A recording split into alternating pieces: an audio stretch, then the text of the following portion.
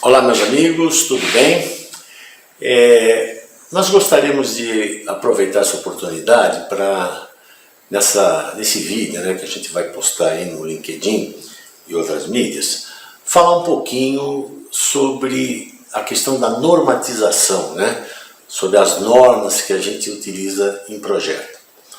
É extremamente relevante porque, por exemplo, nós estamos fazendo alguns cálculos, atualmente no NCE, que envolve sempre o uso de normas, mas existe uma série de questões particulares que nem sempre a norma tem a capacidade de, por um procedimento analítico de formulação, representar a realidade dos fatos, A gente está calculando casa de força, por exemplo, de usina hidrelétrica, estamos calculando locomotiva, truque de locomotiva, e o método de elementos finitos, para situações especiais, ele é extremamente poderoso, Eu gostaria de me basear num exemplo que a gente já fez muito, Como a minha formação inicial é de engenharia naval, trabalhei durante muitos anos no início usando elementos finitos, até na época da malha-mão, A gente fazia muito modelo de navio. Navio de passageiro, navio de transporte de carga, navio de cabotagem e navegação interior, E o navio acho que é a coisa mais normatizada que tem, Porque o navio, antes de se falar em ISO, por exemplo, já existia navio, E quando você vai, por exemplo, aprovar um navio, ele tem que passar pelo crivo da sociedade classificadora, Que são, as sociedades classificadoras têm regras, ou normas, a gente chama de regras de sociedade classificadora, que regulam o projeto e a construção. É absolutamente fundamental, quando você faz o projeto de um navio, você tem os desenhos, tem todo o projeto, a memória de cálculo, ele recebe um símbolo de classe, porque passou pela sociedade classificadora e aquele navio ele está certificado, e atende todos os requisitos de segurança e da parte estrutural. Isso é normal. Isso é fundamental, porque você vai construir um navio, por exemplo, de alguns milhões de dólares. A primeira coisa que você faz é o seguro, Para fazer um seguro, porque... E para fazer um seguro, se você for na seguradora, ela vai te perguntar, Qual foi a sociedade classificadora que regulamentou o projeto e a construção? Eu falo, não, eu calculei por minha conta, Da garantia sou eu. Aí você não vai conseguir fazer o seguro, É um negócio mais ou menos óbvio, Então, dentro desse ponto de vista, existem aqueles, especificamente no caso que eu vou usar como um pano de fundo, e depois generalizar isso daí, existem várias, por exemplo, sociedades classificadoras, como você tem lá a NBR 8800, que a gente tem usado nas casas de força, usado para definir quais são os carregamentos, porque todo o cálculo é feito com modelos detalhados de elementos finitos, muito mais detalhados que os simples modelos de viga, que a gente vê no nosso curso aí e tal. Então, por exemplo, você tem o ABS, que é o American Bureau of Shipping, você tem o Lloyd's Register, o Germanisches Lloyd, o Bureau Veritas, o Dänische Norsk Veritas, todas as sociedades classificadoras, eu já trabalhei com elas para fazer desenvolvimento de projeto de navio. Mas essa questão da normatização, ela tem um aspecto muito interessante, que eu vou pegar um exemplo que particularmente eu vivi, que é o projeto de barcaças. Aquelas barcaças que são empurradas, Você tem um empurrador, navegação interior, inclusive tem uma regra, a antiga River Rulers, que eram regras para navegação em rio, que agora ela tem uma denominação chamada de steel barges, são barcaças de aço, e elas não são propelidas. Então é muito comum esse tipo de operação em que você tem um comboio de chacas, que vai sendo empurrado no rio, e normalmente essa regra da sociedade classificadora, que são os steel barges aqui, que a gente até há 2 anos atrás fez um projeto completo de uma barcaça, que também entra no conceito que nós vamos discutir agora. O puro uso e aplicação da regra não resolve o seu problema. Por exemplo, essas steel barges aqui, elas normalmente são utilizadas para carregamentos muito específicos. A regra até, você vê aqui, por exemplo, né, uma descrição muito simples, né, da estrutura longitudinal, do corte longitudinal da estrutura do navio. Essas aqui são as chamadas anteparas, né, porque o navio tem que ter antepara, porque se tiver um furo, ele vai inundar todo d'água. Então, você tem que garantir que se pelo menos um compartimento desse encher de água, o navio continua flutuando, ele não afunda, né? Se for navio de passageiro, é mais ainda rigoroso o requisito. Mas você tem, por exemplo, nas regras como o steel barges, alguns arranjos que, se você seguir o arranjo exatamente como está proposto na regra, existem formulações analíticas que você determina esses enrijecedores, longitudinal, transversal, você determina a espessura do costado, você determina a espessura do fundo e do convés. E essas aplicações, elas são aplicações padrão. Então, por exemplo, isso aqui é uma embarcação que a gente projetou para transportar minério, né? Seguindo os procedimentos da regra. Aliás, daí que surgem os modelos de síntese. Se você pegar o ABS, por exemplo, e se você vir lá todos os capítulos, eles têm uma série de formulações que dão como se calcula esse enrijecedor, como se calcula a espessura do convés, a espessura do fundo, a espessura do costado. Isso é tudo pré-definido, baseado em experiências, né? E muitas dessas aplicações, elas usam a teoria de viga, né? Então isso é muito interessante. Agora, quando você usa uma regra como essa, você tem que respeitar a condição de utilização. E pode acontecer, como é o caso do exemplo que nós vamos mostrar, no qual a embarcação é idêntica à embarcação da regra. É idêntica ao arranjo estrutural que ele propõe. Só que se você utilizar a formulação para definir espessuras de convés, espessuras de fundo, você pode ter uma surpresa muito desagradável. Porque a despeito da estrutura ser idêntica, você precisa fazer algumas avaliações que a regra não contempla. Porque ela é usada para outra finalidade. É isso que nós vamos discutir aqui. Embora esteja sendo usado como pano de fundo para a indústria naval esse tipo de aplicação, isso tem milhares de aplicações na engenharia mecânica, na engenharia civil, no qual o procedimento da norma não é rigorosamente seguido. Você cria uma situação de interesse, né? Aliás, grande parte dos projetos, os requisitos iniciais não são estruturais. Você quer atender uma determinada situação de uso que transcende aquele uso da regra. E aí você tem que ter um método de cálculo adequado para poder fazer isso. E aí entra o método de elementos finitos. É isso que nós vamos discutir. Tá certo? Então aqui eu estou mostrando uma embarcação. Isso aqui é um empurrador. Isso aqui é uma chata, isso aqui é a próxima chata. Ali você tem um comboio de 6, 8 chatas que são empurradas no rio. E ele leva, por exemplo, minério aqui, olha. Tem um minério que vai aqui, poderia ser óleo. Isso aqui é a largura, né? Porque, no fundo, a regra da sociedade classificadora, ela começa assim. A viga navio deve ser calculada de acordo com os seguintes procedimentos. Por que ele fala viga navio? Porque, do ponto de vista primário, você pegar um cara aqui que tem 80 metros de comprimento, altura de 20 metros, largura de 20 metros, só para ilustrar. Isso aqui é uma viga caixão que está flutuando. E isso tem como consequência a embarcação, como uma viga, ela sofre flexão. E como consequência você tem um momento de inércia dessa viga. E ela tem que ter rigidez, né? Tem que ter inércia, módulo de resistência, para poder suportar as diversas condições de carregamento. Então isso é absolutamente fundamental. Certo? Isso aqui é a largura, a boca, isso aqui é o pontal, na linguagem do naval, e aqui é o comprimento da embarcação.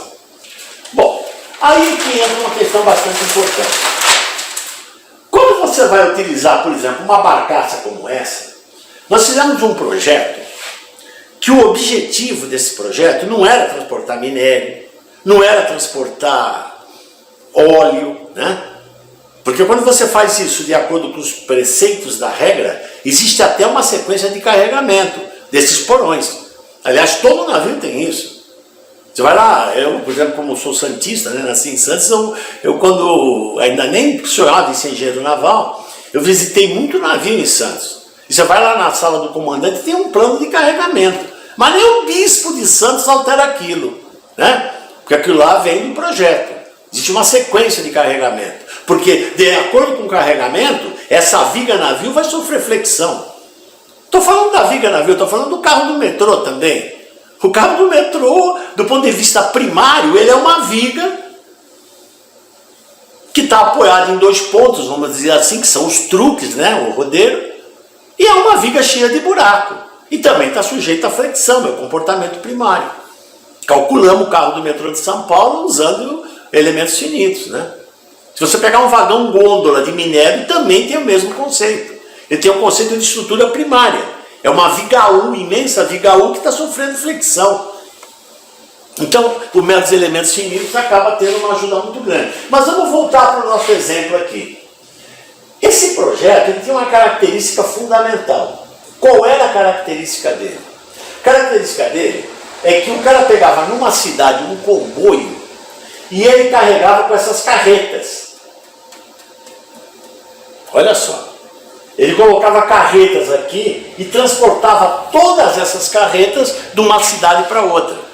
Então você tinha, a carreta entrava na barcaça, isso aqui é o cavalo mecânico, ela deixava, né, basicamente o objeto de carga, que é isso, saía, né, e ela era carregada. Quando ela estava toda carregada, aquele comboio levava até uma outra cidade e lá vinha o cavalo mecânico e pegava. Agora, olha só o que acontece. Imagina, né, eu coloquei isso aqui tudo em pontilhado, porque isso daqui representa a barcaça carregada, né, que está sendo empurrada. E olha só que interessante. A condição que ela está com carga máxima não é necessariamente a situação pior para a estrutura. O que eu quero dizer com isso? Se você pegar, por exemplo, essa barcaça aqui, bom, a gente sabe que é Arquimedes, né? Você tem a pressão da água aqui e você tem como consequência o empuxo, que numericamente é igual ao peso da massa de água deslocada. Daí um nome que quando o cara se pergunta assim, na engenharia naval tem um termo específico que é o deslocamento do navio. Ah, quantas toneladas dá o deslocamento do navio? Ele está se referindo ao peso do navio. E deslocamento porque o peso é numericamente igual ao peso da água deslocada, né? Ou seja, o empuxo tem que ser igual à carga que atua aqui. Muito bem. Então, quando você pega a embarcação, se você fizer um diagrama mostrando a operação de carregamento, olha só. Imagina que esse cara aqui que tem um peso enorme, isso aqui é um container, por exemplo, ou qualquer tipo de aplicação, esse cara está na ponta. O outro está entrando na ponta.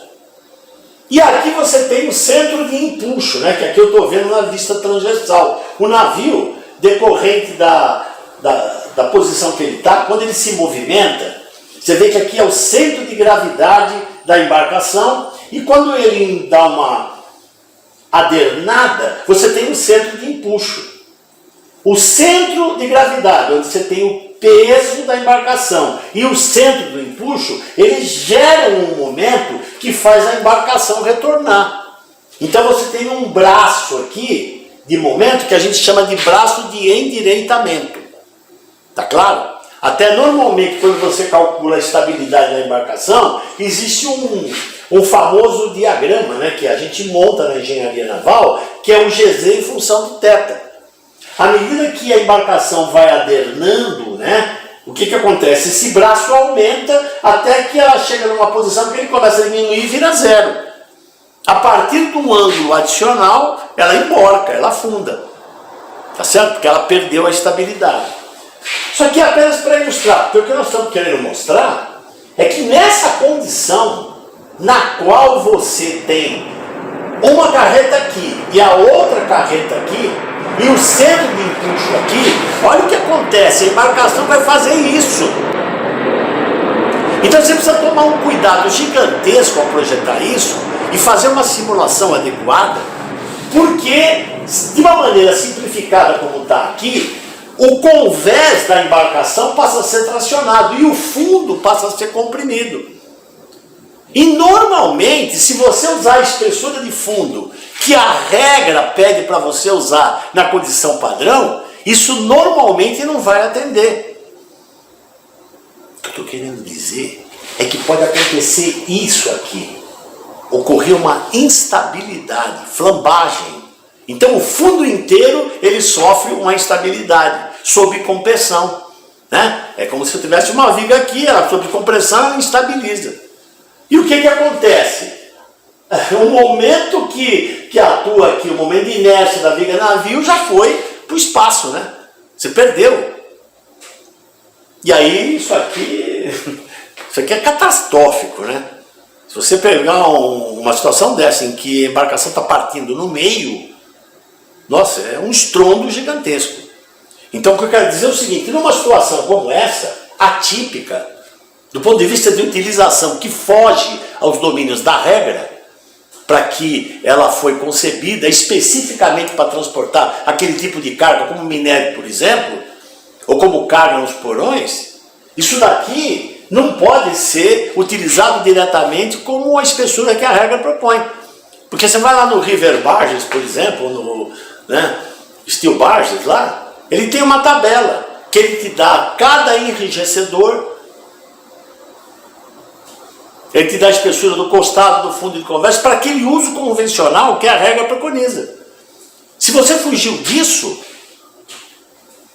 você está dentro de uma situação que você tem que fazer uma avaliação extremamente cuidadosa. Né? Até tem algumas formulinhas que estão lá na regra. Né? O que é esse M? É o Section Modulus. Então você pega um perfil, você tem... Isso aqui vem da teoria de viga, né? Às vezes o cara está usando a regra e ele nunca pensou sobre isso. Por que está o L ao quadrado? Porque no momento fletor numa viga, ela varia com o quadrado do vão. Então o módulo de seção, o Section Modulus, o que é o N? O N é um CHS. O que é H? É uma altura de carga, é pressão. Você tem a pressão em cima, por exemplo, do componente. E isso daqui é o espaçamento dos enrijecedores, como nós vamos mostrar em seguida. Então a primeira questão central, né, que chama a atenção, se você pegar a embarcação totalmente carregada e essa distribuição uniforme, né, que depende do formato do casco, você tem uma solicitação que por acaso é muito menos crítico do que essa daqui. A embarcação está menos carregada, mas a situação de carregamento é extremamente relevante. Você tem uma alta carga aqui e tem um centro de empuxo. E a embarcação tende a fazer isso. Não dá para usar regra. Né? Ela pode servir para você dar um chute inicial assim. Aí você tem que fazer uma verificação cuidadosa. É isso que nós estamos falando. Bom, aí entra um negócio bastante interessante. O que é? Toda vez que você faz um projeto de uma embarcação, existe uma das coisas que faz parte da documentação do projeto, e isso aqui é física pura, né? São as chamadas curvas hidrostáticas. O que são as curvas hidrostáticas? Como o próprio nome está dizendo, depende fundamentalmente dos conceitos da hidrostática. Por exemplo, você pode pegar aqui na curva hidrostática, né? Em função do calado. O que é o calado? O famoso calado de projeto na embarcação. O calado de projeto é esse carinha aqui, ó. Tá vendo aqui? Aqui está a linha d'água, né? Isso aqui é a lâmina d'água que tem aqui e tal. Então você tem um calado, né? Que é exatamente nessa figura, isso aqui seria o calado, né? E em função da profundidade, você tem várias coisas, por exemplo, o deslocamento, porque com aquela profundidade, com aquela geometria de casco, você tem, pelo Arquimedes, um determinado tipo de deslocamento, de massa água deslocada, e como consequência que vai equilibrar o peso a bordo, né? Agora tem uma que é absolutamente fundamental, que é muito útil para quem calcula a estrutura, que é o que a gente chama de toneladas por centímetros de imersão, né? E tem outros nomes também, por exemplo. O que é isso aqui? É uma curva que dá o aumento no deslocamento por aumento unitário de calado. O que eu quero dizer com isso? Se você pegar um corpo, né? Pegar um corpo aqui, ó, está flutuando, e você afundar de 1 milímetro, essa reação aqui, essa força de empuxo, ela vai sofrer um aumento devido ao afundamento unitário, porque você vai deslocar uma massa de água adicional. Ou seja, isso aqui que te dá o empuxo por afundamento unitário é uma mola. Ele tem um comportamento semelhante a uma mola. Essa é a questão. Então aqui, ó, se você pegar a embarcação e ela der um afundamento, essa força de empuxo vai aumentar, né? Arquimedes. Ou seja, no fundo, grosso modo, isso é uma mola, que representa a força por afundamento unitário. Se você tiver uma caixa, né, que tem um formato uniforme, essa mola tem uma constante, que é constante, vamos dizer assim, a constante elástica não muda. Agora, se você tiver um casco num formato irregular, dependendo da profundidade que ele está, e se ele tem um afundamento unitário, naquele calado, ele vai ter uma força proporcional ao afundamento unitário, que tem o papel de uma mola. Está claro o que nós estamos falando? Por que eu estou falando isso? Porque isso é absolutamente fundamental para quem vai fazer a simulação do carregamento da estrutura da barcaça sob aquelas condições especiais. Bom, mas vale lembrar uma coisa que é importante, né? Primeiro, que nós estamos falando do navio como um pano de fundo, mas a gente já colocou no meio da discussão o carro do metrô, a gente já colocou o vagão gôndola, aliás, toda a estrutura de caixa estrutural, e sem falar do avião, né? Que o avião é um cilindro que está lá em cima, que tem uma resistência primária também. É uma viga cilíndrica que está voando lá e devido aos carregamentos ela está tração com pressão. Está claro o que nós estamos falando? Então, do ponto de vista primário, se você pegar a seção transversal do navio, ele tem enrijecedores longitudinais, né? E ele tem uma linha neutra, tem um momento de inércia. Isso aqui é a viga navio. E você tem uma tensão que varia na viga navio. Se você imaginar o navio, ele está fazendo isso. O vagão gôndola também está fazendo isso. O carro do metrô está fazendo isso. Então ele tem condições, limites de resistência e de utilização. Olha só, o carro do metrô, por exemplo, ele tem uma condição limite de flecha. Como você vai numa norma, ele fala, a flecha máxima não pode ultrapassar uma porcentagem do vão. No carro do metrô, tem uma questão de utilização séria. Se você tiver o carro do metrô e ele tem, por exemplo, uma deflexão, como aqui na região do truque o cisalhamento é muito grande, ele distorce.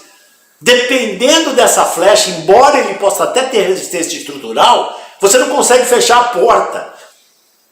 Então ele tem uma condição de utilização que você tem que verificar. Então a estrutura primária do navio ela é uma viga, onde vale a teoria de viga. É o momento de inércia, distância linha neutra. O momento de inércia que eu estou falando é dessa caixa aqui, dessa seção transversal de uma caixa.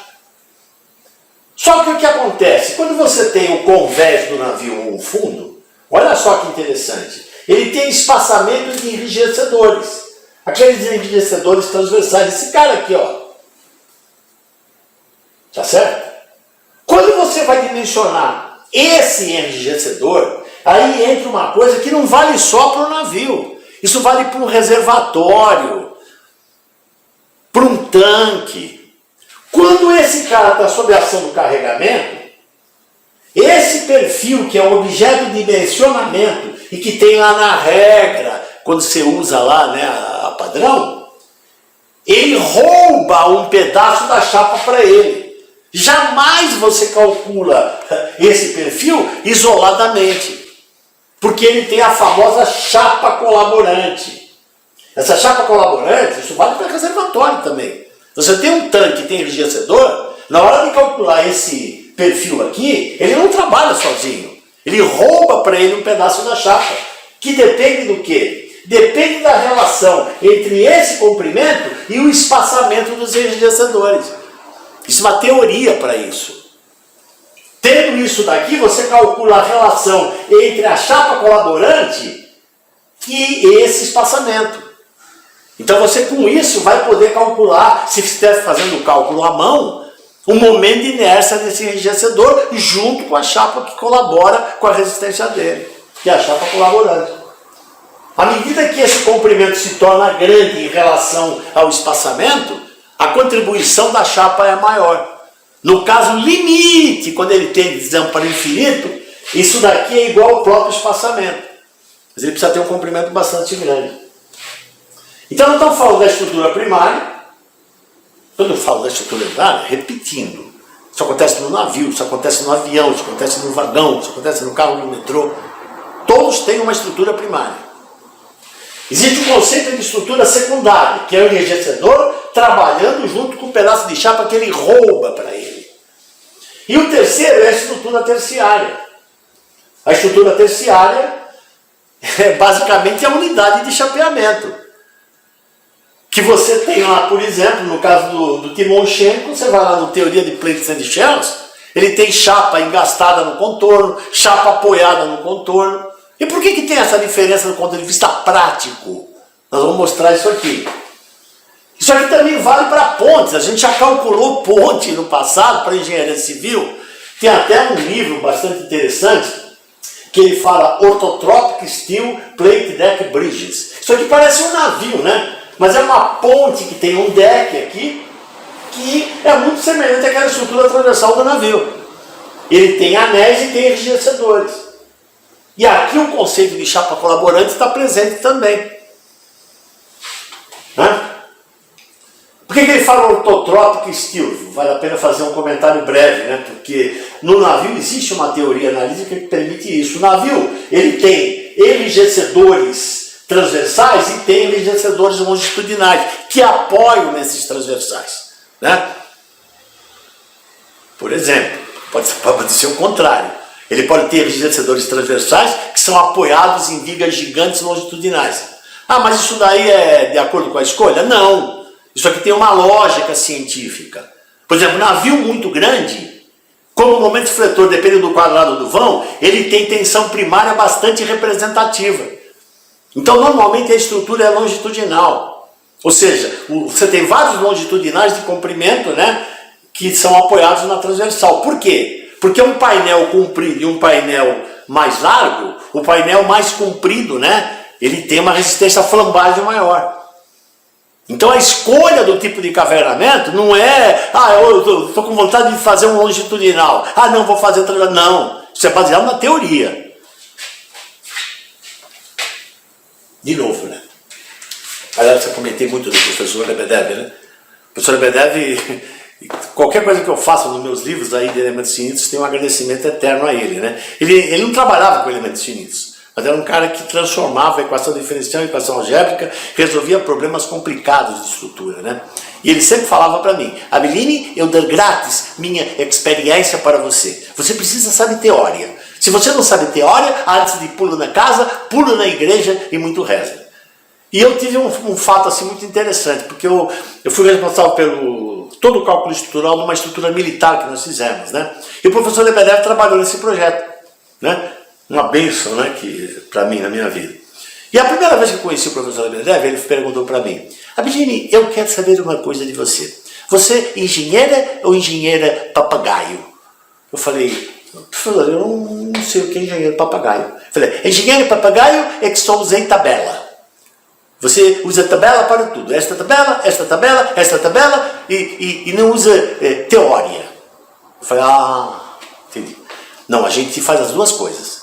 Um pouco papagaio, mas muito elementos finitos. Como esse caso que nós estamos mostrando aqui. A tabela não resolve esse teu problema. Se você for na regra e tem uma tabela que já dá o perfilzinho pronto, já dá a espessura da chapa pronta, ela se aplica apenas àquela situação. E o arranjo estrutural você tem que fazer igualzinho à situação da regra. Se você tiver uma aplicação diferente, por exemplo, aquelas plataformas de petróleo, que ela pega um navio e transforma numa plataforma. E aí?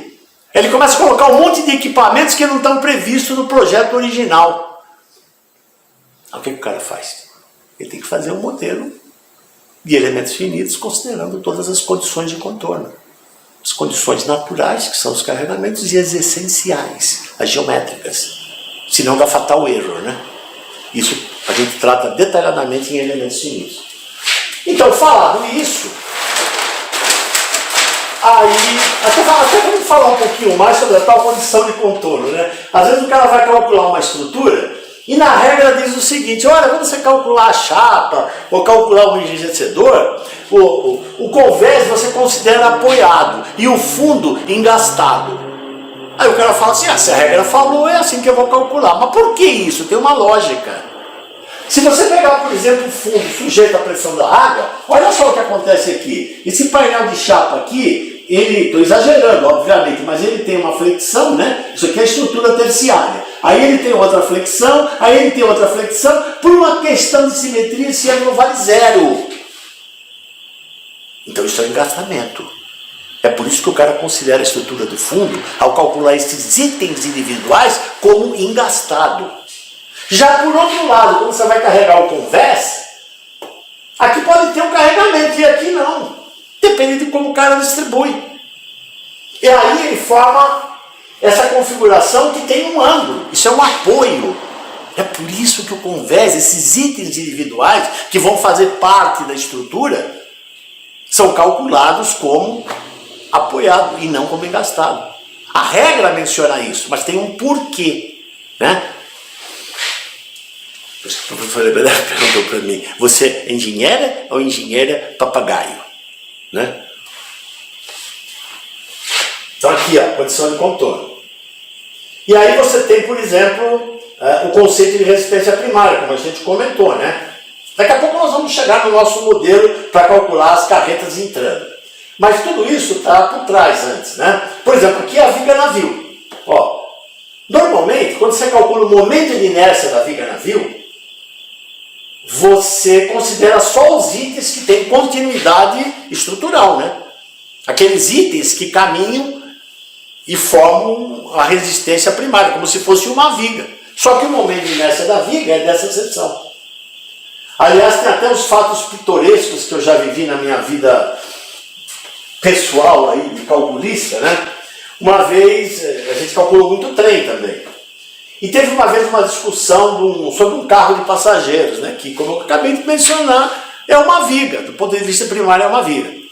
E o pessoal colocou uma cinta, que a finalidade da cinta era mais arquitetural. Ela dá uma visão, né, legal, você vê uma saia aqui assim, que acompanha o trem, né? Então, visualmente fica bonita, né? E começaram a ter problemas de trinca nessa cinta, nas fixações. E eu lembro que eu fui para uma reunião que o pessoal não gostava muito de cálculo, né? Tem uns caras que não gostam, né? Então o cara trabalha lá na outra área, né? Mas não deixa o cara do cálculo. Schenko vai pousar lá no céu, né? Que é o nosso guia aí, né? O professor Lebedev, né? Que deve estar lá do lado de Timoshenko. Mas tem cara que não gosta de cálculo. E a gente foi chamado para uma reunião por conta disso aqui, né? E aí teve uma discussão meio acalorada, né? Porque eu falei: não, mas isso aqui é que está acontecendo um fenômeno comum na mecânica estrutural. Qual é o fenômeno? É isso aqui, né?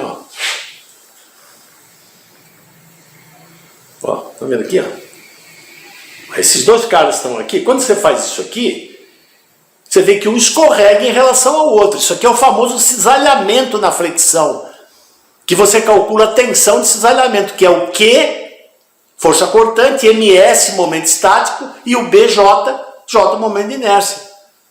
Agora, se você colocar uma cola aqui, ou uma solda, ou parafuso, isso não vai ocorrer, mas você tem que calcular para ver se ele aguenta. É a mesma coisa, se você pegar aqui, por exemplo, e pegar este cara aqui e soldar aqui, colar um isopor, e você fizer isso aqui, o isopor não aguentar, ele vai começar a trincar. E foi o que a gente falou, né? A gente falou, olha, isso aqui tá trincando porque você tem esse zailamento na flexão. Foi quando a gente ouviu uma frase assim, né? Mas isso aí não é estrutural, cara. Como é que você fala um negócio desse? Eu falei, mas você já combinou com a cinta?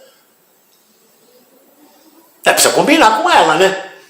Porque se você tem um trem aqui fletindo e a cinta está todinha grudada nela, você precisa combinar. Falar, olha, quando o trem deformar, você não deforma, tá? Só estou te prevenindo. Porque assim você vai evitar que aconteça isso aqui, o cisalhamento da flexão. Depois de alguma discussão acalorada, né? A pessoa fala, realmente faz sentido. Então vamos fazer o seguinte, como é que você resolve o problema? Você faz isso por pedaços. De maneira que você quebra a continuidade estrutural. Ela não passa a trabalhar junto com a estrutura primária. Aliás, isso aconteceu nessa barcaça aqui, ó. Essa barcaça aqui, como ela sofre flexão, isso aqui passa a ser comprimido. E como você tem uma chapa aqui que localmente está sendo aplicada uma pressão do minério, e ela vai trabalhar junto do casco, isso aqui flambava. Instabilizava. Como é que você resolve esse problema? A gente pegou e trabalhou com seções. A gente vinha com isso aqui até uma certa distância, né? Fazia um arranjo para que o minério não saísse, fazia outra, de maneira que isso daqui não contribui para o momento de inércia da viga navio. A viga navio termina aqui, isso aqui é seccionado, não tem continuidade. Tá claro o que nós estamos falando? Para fechar essa conversa toda, como é que foi o modelo? Tem outra característica hidrostática que é interessante mencionar. O navio, quando você tem o casco, para os diversos possíveis calados, ele te dá propriedades devido à parte imersa do casco. Um desses caras é a famosa curva de Bonjan, que dá, né, a área imersa daquele casco para cada calado. Se você tem uma área imersa e tem uma unidade de comprimento, você calcula o volume de água deslocado e o volume por deslocamento unitário. Ou seja, por afundamento unitário, você tem uma reação, que no fundo é uma mola. Então você pode fazer, por exemplo, um modelo simplificado já no início do projeto, é você considerar um modelo plano, onde esses itens que contribuem para a resistência primária são colocados aqui, né, como se fosse um plane stress. Toda essa área que contribui com vés mais perfil vai aqui em cima e outra aqui vai aqui embaixo. E de posse da curva de Bonjan, você é capaz de calcular essas molinhas que estão aqui. Com isso, você tem uma informação extremamente relevante. Porque tendo o modelo pronto e você sabendo quanto que ele dá de força por afundamento unitário, você pode simular o caminhão aqui e o caminhão aqui e avaliar esse comportamento em que o convés está tracionado e o fundo está comprimido. E sabendo a tensão de compressão, você pode fazer já uma avaliação inicial da flambagem. E aí você tem a surpresa, né? Que esse tipo de espessura aqui, devido a essa situação extrema, não é aquela espessura que está na tabelinha da regra.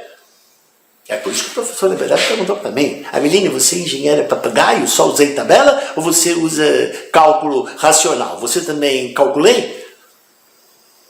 Você usei teoria para projeto ou só tabela?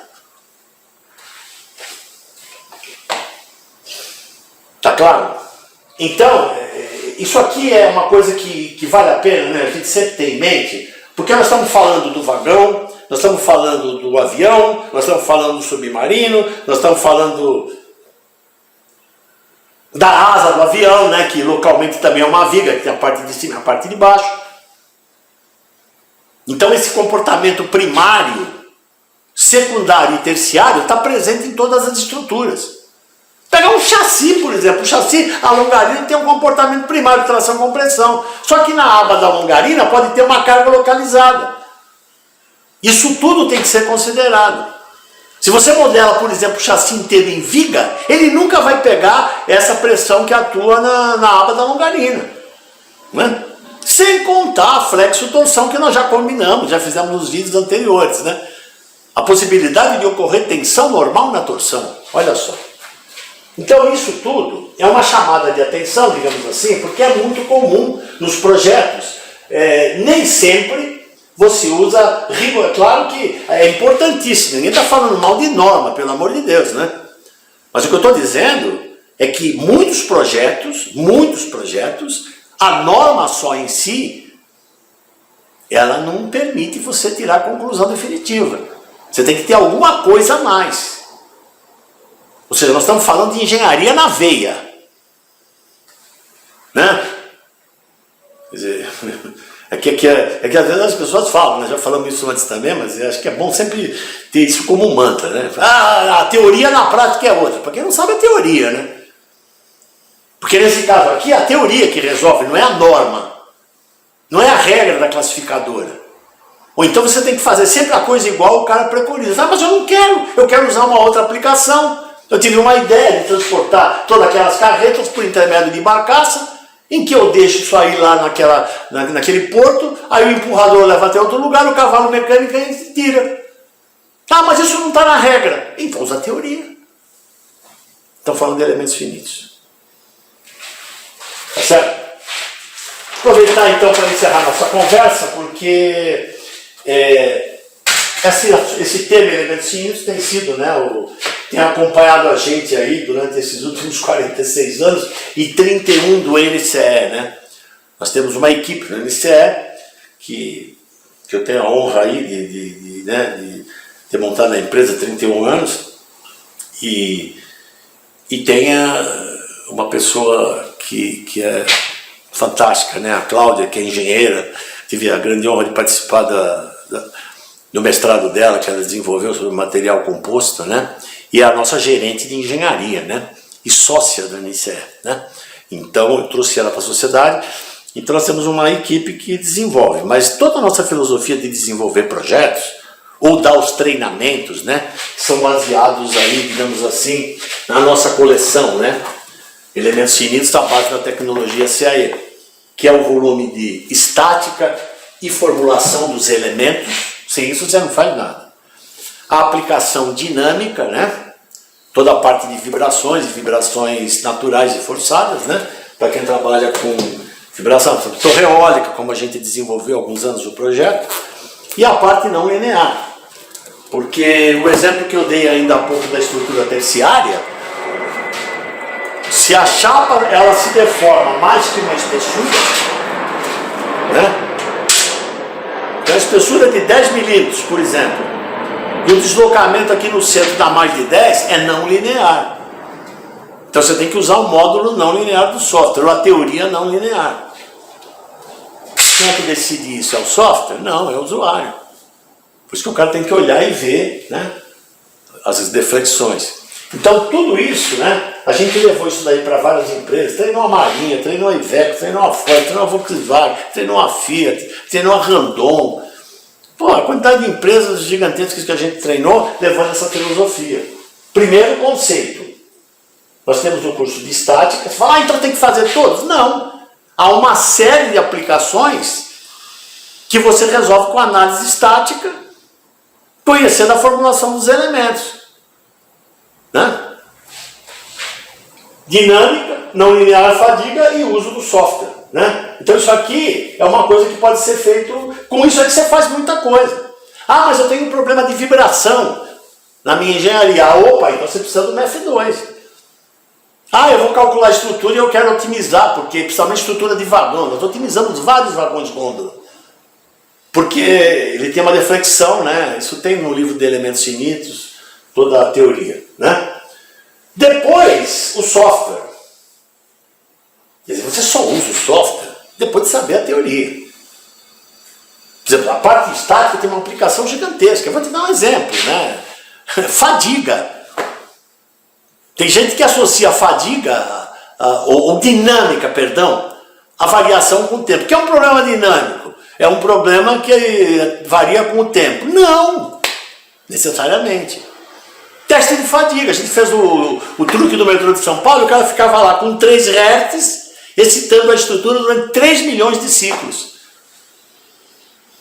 Pô, frequência natural 100, frequência de excitação 3. A frequência de excitação é muito menor que a frequência natural.